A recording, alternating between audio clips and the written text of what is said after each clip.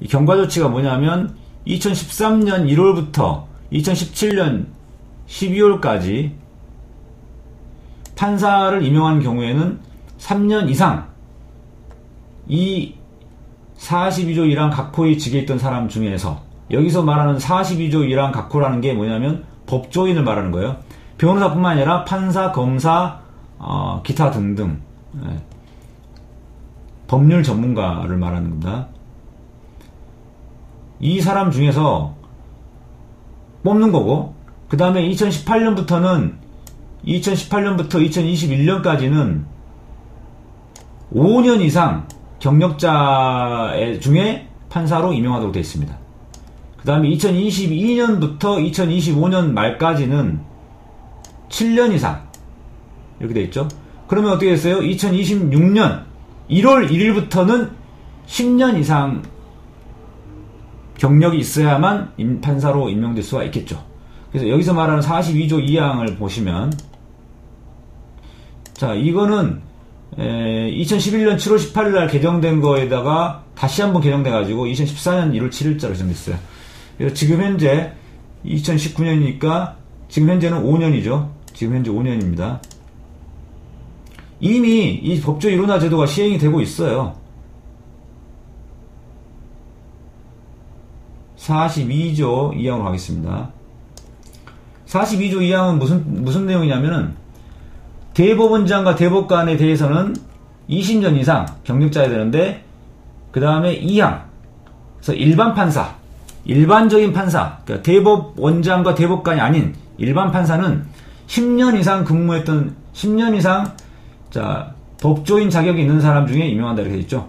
그러니까 판사로 되려면은 사법시험 합격해서 바로 되는 게 아니라, 로스쿨 나와가지고 변호사 시험 합격한다고 해서 바로 되는 게 아니라 10년 이상 변호사 자격 있는 사람으로서 국가기관 등에 하거나 변호사로서 활동을 하거나 판사나 검사로 10년간 근무했거나 이런 사람들이죠. 그 다음에 변호사 자격이 있는 사람으로서 로스쿨 등에서 조교수 이상으로 재직하는 경우.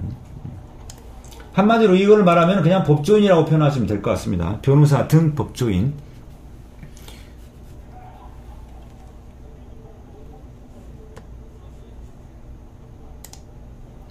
자, 이처럼 이미 일정한 경력이 있어야 판사로 임용되는 이런 법조 일원화 제도라는 게 시행되고 있는데, 이 법조 일원화라는 것은 법조인의 자격, 그러니까 정확하게 말하면 법조, 이 표현이 좀 어려운데, 한마디로 말해서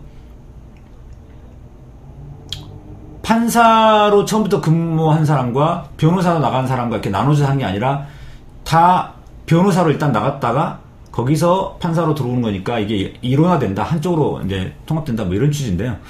근데도 왜 일반 국민들은 이걸 잘 모르느냐? 왜냐하면 지금까지 법원에서 이것을 편법으로 운영해 왔기 때문입니다.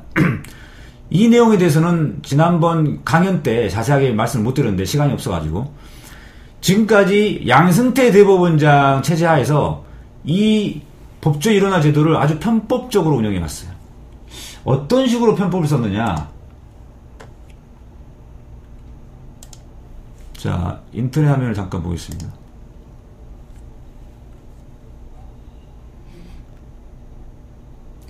로클럭들로 경력변사를 채운 거예요.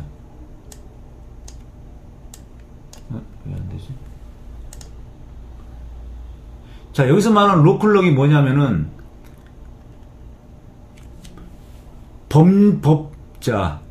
재판연구원이라고 해가지고요. 우리나라 말로는 재판연구원이고, 미국식 표현으로 로클럭이라고 합니다.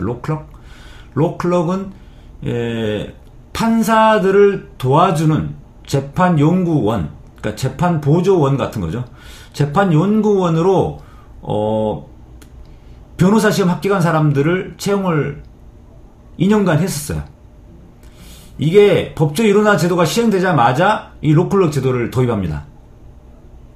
왜냐하면은 처음에는 3년이었잖아요. 기간이 3년이었기 때문에 3년 근무한 사람 중에 판사로 임용되는 거다 보니까 로클럭을 미리 뽑아가지고 2년간 법원에서 근무를 시킨 다음에 그 중에 실력 있고 말 잘 듣는 사람들을 나중에 1년 후에 다시 또 뽑는 거예요, 판사로. 그러니까 사실상 2년 마치고 1년 정도의 공백이 있긴 하지만 이 로클럽들이 국선 변호 전담하는 곳에 간다든지 또는 대형 로펌에 잠깐 1년 갔다가 다시 또 판사로 들어오는 거예요. 그러니까 사실상 처음부터 판사가 된 거랑 비슷한 효과가 있었던 거죠. 그러다 보니까 3년간의 근무 경력이 있어야 판사로 임용된다. 이 규정 자체가 굉장히 무의미해졌던 거예요. 그리고 지금 현재는 5년인데 5년으로 되다 보니까 또 어떤 일이 벌어졌냐면 이 법원행정처에서 꼼수를 써가지고 재판연구원 로클럭 임기를 3년으로 늘려버렸어요. 원래 2년이었는데 2018년이니까 2017년경에 법 개정을 시켜가지고 법 제정을 해달라고 그래가지고 이 법사위에 있는 의원들이 이거에 대해서 심각하게 생각을 안 한 상태에서 그냥 다 통과시켜줘 버린 거죠. 그래가지고 2년에서 3년으로 늘어났고 정원도 현행 200명에서 300명 범위 내에서 증언할 수 있도록 해놨어요. 그러면 200명, 300명 늘어나면은 그만큼 이 로클럭 재판연구원들 중에 판사로 나중에 임용될 가능성이 굉장히 높아지는 거죠. 이거 근데 사실 굉장히 별거 아닌 것 같은데 사실 심각한 문제입니다.